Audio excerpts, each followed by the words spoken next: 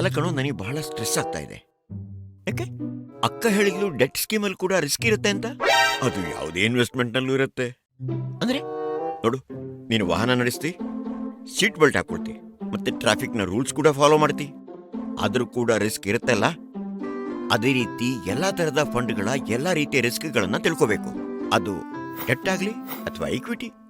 ಸ್ವಲ್ಪ ವಿವರವಾಗಿ ಹೇಳು. ಈಗ ನಾವು ಡೆಟ್ ಸ್ಕೀಮ್ನಲ್ಲಿ ಇನ್ವೆಸ್ಟ್ ಮಾಡಿದಾಗ ಅದರ ಅರ್ಥ ಅಂತಹ ಸ್ಕೀಮ್ ಸರ್ಕಾರದ ಪತ್ರಗಳು ಅಥವಾ ಬೇರೆ ಕಾರ್ಪೊರೇಟ್ ಸಂಸ್ಥೆಯ ಬಾಂಡ್ಗಳು ಅಥವಾ ಡಿಬೆಂಚರ್ಗಳಲ್ಲಿ ಠೇವಣಿ ಮಾಡಿದೆ. ನೋಡು, ನೆನಪಿಲ್ಲ ಅಂದ್ರೆ ಈ ವಿಡಿಯೋವನ್ನ ಮತ್ತೊಮ್ಮೆ ನೋಡಿ. ಎನಿವೇಸ್, ಇನ್ವೆಸ್ಟ್ಮೆಂಟ್ ಎಲ್ಲಿದೆಯೋ ಅಲ್ಲಿ ರಿಸ್ಕು ಇದೆ. ಹಾಗಾಗಿ ಡೆಟ್ ಸ್ಕೀಮ್ಗಳಲ್ಲಿ ಇನ್ವೆಸ್ಟ್ ಮಾಡುವಾಗ ನೀವು ಈ 3 ರಿಸ್ಕ್ಗಳನ್ನ ಗುರುತಿಸಬೇಕು. ಮೊದಲನೇ ರಿಸ್ಕ್ ಅಂದ್ರೆ ಕ್ರೆಡಿಟ್ ರಿಸ್ಕ್.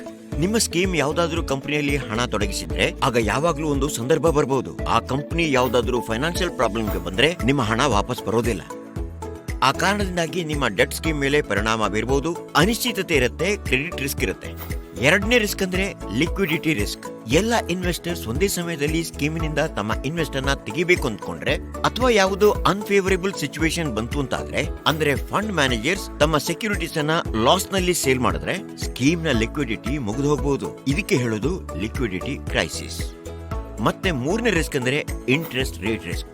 ನಿಮ್ಮ ಡೆಟ್ ಸ್ಕೀಮ್ ಸೆಕ್ಯೂರಿಟಿಗಳಲ್ಲಿ ಇನ್ವೆಸ್ಟ್ ಮಾಡಿದಾಗ ಮತ್ತು ಆ ಸೆಕ್ಯೂರಿಟೀಸ್ ನ ಬೆಲೆಯಲ್ಲಿ ಫ್ಲಕ್ಚುಯೇಷನ್ಸ್ ಉಂಟಾದ್ರೆ, ಅಂದರೆ ಇಂಟ್ರೆಸ್ಟ್ ರೇಟ್ ಬದಲಾವಣೆಯಿಂದ, ಆಗ ಖಂಡಿತವಾಗಿ ನಿಮ್ಮ ಫಂಡಿನ ಮೇಲೆ ಪ್ರಭಾವ ಬೀರುತ್ತೆ.